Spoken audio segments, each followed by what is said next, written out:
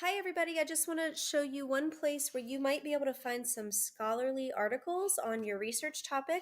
I don't know if you've ever used this before, so I'm just going to show you very briefly how to use it. So it's something called Google Scholar. The easiest way to get there is just to search for it. And when you get into Google Scholar, it will look like this. So what this does is it searches only for articles about different topics. And generally, you're going to come up with some scholarly articles on topics. You still have to use your own critical thinking to figure out if these articles are from reputable sources and if they're written in a way that seems believable and like you can trust it, because you will find some stuff on here that might not be as good. But this is a great way to find information for your research paper. So I'm just going to show you what happens when I start searching for mine. Remember, I'm talking about money. I think I've got plenty of information on the history of money and US currency and all of that kind of stuff. So right now, I'm really looking for some more articles about the idea of moving towards a cashless society. So that is what I'm going to type in here under Google Scholar. Okay, there are a couple of things I want to show you about what comes up. It lists several articles. It looks just like a Google search. You should definitely read the names of your articles, read the authors and who they are, look at where it was published, and the year. The year will be listed, and that can be really important. And I hopefully will be able to show you why in a minute. The other thing I want to point out is that over here it will say something about the format of what you're going to get. That's important because some of these things are just going to lead you to an abstract of an article, which is where they describe what the article is about and maybe give you some information about the researchers who wrote the article. But when you go to actually read the entire article, it turns out you have to pay a fee or have some kind of subscription. So that's probably not going to work for you. I think that's true of this second one here, so I'll show you what that looks like. This is called the Cashless Society. Yep, and so it tells me the author, and I can read an abstract. Be careful that you don't confuse an abstract with the actual article. The abstract is just a really short description of what the article is about. And as you can see, I actually can't access the article here. I wish I could. The abstract sounds like it would be helpful to me. And I have my citation here, and it looks like it would be great. But when I go to get a PDF, it's going to ask me for my subscription. So, or it's going to ask me for some money. So I have to pay to see this article. So that's not going to work for me. So let's go back and try to find something that has PDF next to it. So this is called The Move Toward a Cashless Society, a closer look at payment instrument economics. So if I click on that, it says there's a PDF. So hopefully it is. And right here, I can read about the article. It gives me the citation, which is very helpful.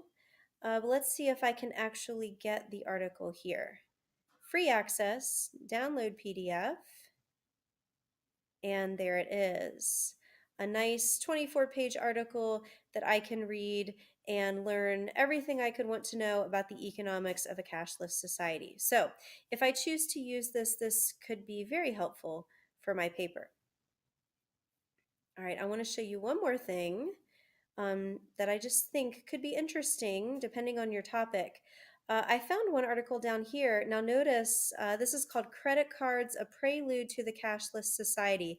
And what struck me about this one is when I read about it, it says the credit card has existed for over 50 years, but is so new in its legal implications that little is known about it. So I was thinking, credit cards aren't new. I wonder when this article was written. And if you look carefully right here, this was written for the Boston College Law Review in 1967. So I just thought that would be interesting to see what people were saying about credit cards in 1967. And if I read through this article, there's actually some really great stuff in here. It tells me how credit cards originated. So here's the paragraph that describes that right here. Credit cards originated as credit coins, small pieces of metal with the holder's account number engraved on them, which served as identification of charge customers in large department stores. And then it talks about the diners clubs in 1950, with which started a credit card. And then, all kinds of just really great history of the credit card. So that's interesting to me. That might be something that I want to incorporate into my research paper. So I'm probably going to bookmark that one. All right, now the last thing I want to show you is that I found that there is a book called The End of Money, and it's about counterfeiters, but also the coming cashless society. And in the description, it says, for ages, money has meant little metal discs and rectangular slips of paper. Yet the usefulness of physical money, to say nothing of its value, is coming under fire as never before. That sounds perfect for me. And it sounds like something that I definitely want to look at. It is a full length book. Now, if I click here, I get just a preview of the book, but I can't find the whole book. And I actually, on my own, did a little bit of digging and found out that this author, who wrote this book, he's sort of an expert on this. And he traveled around and just did a lot of research on the idea of a cashless society. I am unable to get his book.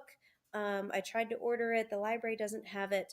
But I did have an idea, and I just want to show you what I was thinking so that you can start maybe thinking outside the box a little bit about how to find other sources.